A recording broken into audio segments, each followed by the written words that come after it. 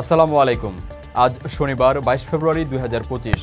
Friendly mobile প্রবাস time বুলেটিনে আপনাদের স্বাগত জানাচ্ছি আমি জাহিদুল ইসলাম রনি। শুরুতে জানাবো শিরোনাম। বাংলাদেশিদের সুখবর দিল এয়ার অ্যারাবিয়া, মাত্র 16,000 টাকায় মিলছে মাস্কাটের টিকিট। পারিবারিক কলহের মর্মান্তিক পরিণতি, 15 বছর পর দেশে ফিরে লাশ হলেন ওমান প্রবাসী।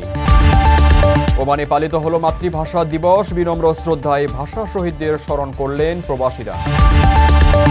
মালয়েশিয়ায় ভোররাতে অভিযান, 85 বাংলাদেশি গ্রেপ্তার। চীনে নতুন করোনা ভাইরাস শনাক্ত, ফের মহামারীর শঙ্কা। দর্শক দেখছিলেন শিরোনাম, এবারে পুরো খবর। ওমানের সেরা রেট দিচ্ছে বাংলাদেশি প্রতিষ্ঠান গালফ এক্সচেঞ্জ। প্রিয়জনকে টাকা পাঠাতে আজই আসুন আমাদের যে কোনো ব্রাঞ্চে অথবা কল করুন স্ক্রিনে দেয়া নাম্বারে। গালফ এক্সচেঞ্জ, বাংলাদেশিদের প্রিয় এক্সচেঞ্জ। ঢাকা ও চট্টগ্রাম থেকে যাত্রীদের মাত্র 16,000 টাকায় মাস্কাট যাওয়ার টিকিট দিচ্ছে Air Arabia. Super seat sale নামে একটি অনন্য উদ্যোগের আওতায় এই সুযোগ পেতে যাচ্ছে বাংলাদেশিরা। ফলে ওয়ান ওয়ে যাতায়াতের ক্ষেত্রে আমিরাতের শারজা ও আবু ধাবি হয়ে যাত্রীরা সৌদি ও কাতারের মতো ওমানের মাস্কাট গন্তব্যেও যাত্রা অব্যাহত রাখতে পারবেন। এজন্য টিকিটের সর্বনিম্ন দাম পড়বে 16,592 টাকা। এয়ার অ্যারাবিয়ার ওয়েবসাইটে দেওয়া তথ্য অনুযায়ী এখন পর্যন্ত সেপ্টেম্বরে ঢাকা থেকে 2টি এবং চট্টগ্রাম থেকে 4টি ফ্লাইটে এই সুবিধা চালু হয়েছে। এছাড়া বাংলাদেশে চট্টগ্রাম ও ঢাকা থেকে শারজা ও আবু ধাবিতে যাত্রীরা 11,866 টাকায় যাতায়াতের সুযোগ পাবেন। সেখান থেকে অন্যান্য গন্তব্যেও যাওয়ারও সুযোগ রয়েছে। জানা গেছে, সব মিলিয়ে ছাড়মূল্যে 5 লাখ আসনের টিকিট বিক্রি করবে বিমান পরিবহন সংস্থাটি। বিশেষ এই সেলের আওতায় আগামী 17 মার্চ পর্যন্ত টিকিট বুক করা যাবে। ওই টিকিট দিয়ে যাত্রীরা চলতি বছরের 1 সেপ্টেম্বর থেকে 2026 সালের 28 মার্চ পর্যন্ত যাতায়াত করতে পারবেন। তথ্যসূত্র বলছে, বর্তমানে সারা বিশ্বে 200টিরই বেশি গন্তব্যে ফ্লাইট পরিচালনা করছে এয়ার অ্যারাবিয়া।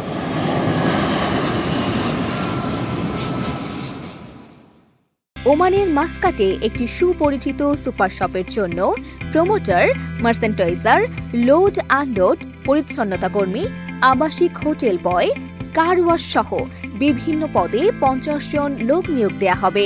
আগ্রহীরা যোগাযোগ করুন স্ক্রিনে দেওয়া নাম্বারে। 15 বছর পর দেশে ফিরেই লাশ হয়েছেন মহিউদ্দিন নামে এক ওমান প্রবাসী।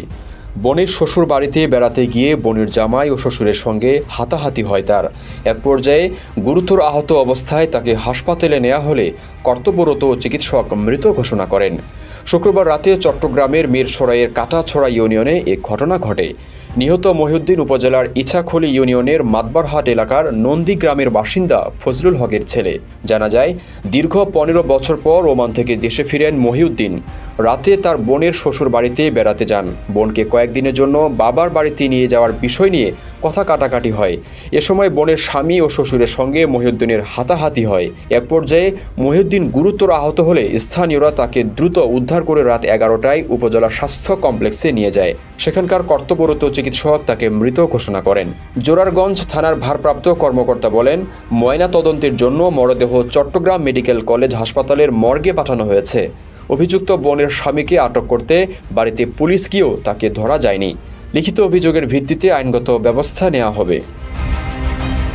আপনার স্বপ্নগুলো আকাশ ছুবে প্রবাসীর হেলিকপ্টারের মাধ্যমে। বিয়ে, জন্মদিন অথবা যে কোনো বিশেষ প্রয়োজনে হেলিকপ্টার ভাড়া করতে যোগাযোগ করুন স্ক্রিনে দেয়া নাম্বারে। প্রবাসীর হেলিকপ্টার, নিরাপদ ও সাশ্রয়ী বাহনের বিশ্বস্ত নাম।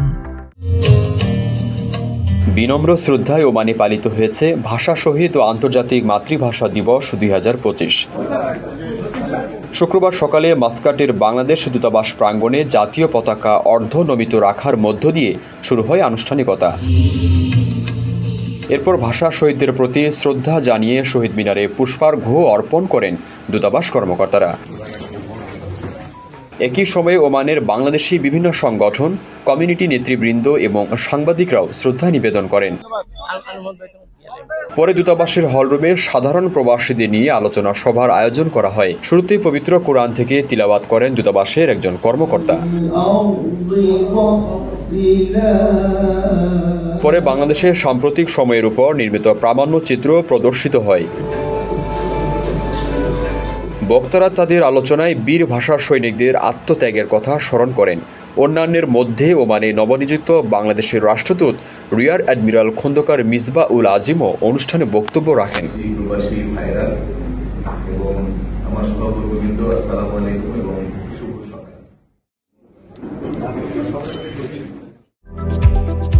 আকর্ষণীয় রেট ও দারুণ সব ডাটা বান্ডেল পেতে আজই ব্যবহার করুন ফ্রেন্ডলি সিম।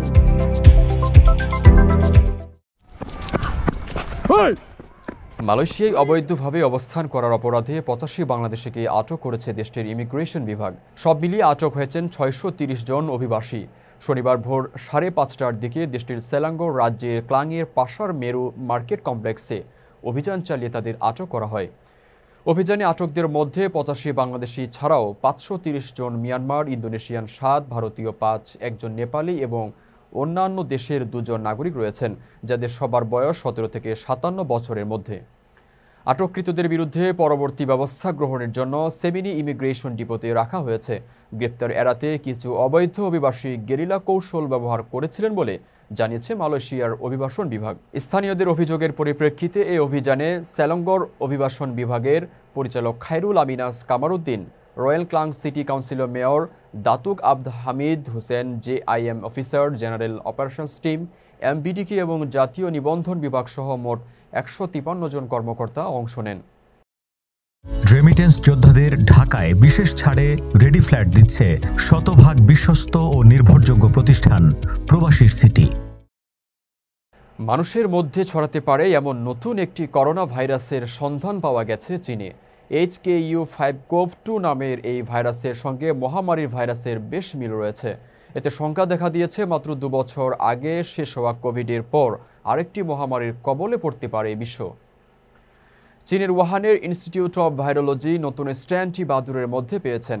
এছাড়া এটির সঙ্গে মার্সের সংশ্লিষ্টতা রয়েছে। নতুন করোনা ভাইরাসটির সন্ধান দিয়েছেন সংক্রামকবিদ শি ঝেংলি। করোনা ভাইরাস নিয়ে কাজ করেন বলে তিনি ব্যাট ওমেন নামে পরিচিত। নতুন ভাইরাসটির বিস্তারিত তথ্য একটি বৈজ্ঞানিক জার্নালে প্রকাশ করেছেন তিনি।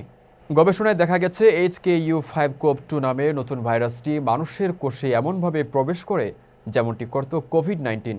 সংক্রামকবিদ শি ঝেংলি জানিয়েছেন, এই ভাইরাসটিতে মানুষের আক্রান্ত হওয়ার ঝুঁকি অনেক বেশি। মার্স হল শ্বাসযন্ত্রের একটি সংক্রামক রোগ, যেটি প্রাণী থেকে মানুষে এবং মানুষ থেকে মানুষে ছড়ায়। এর কারণে জ্বর, শ্বাসকষ্ট, ডায়রিয়া, বমি হয়। কিছু কিছু ক্ষেত্রে প্রাণহানিরও কারণও হতে পারে।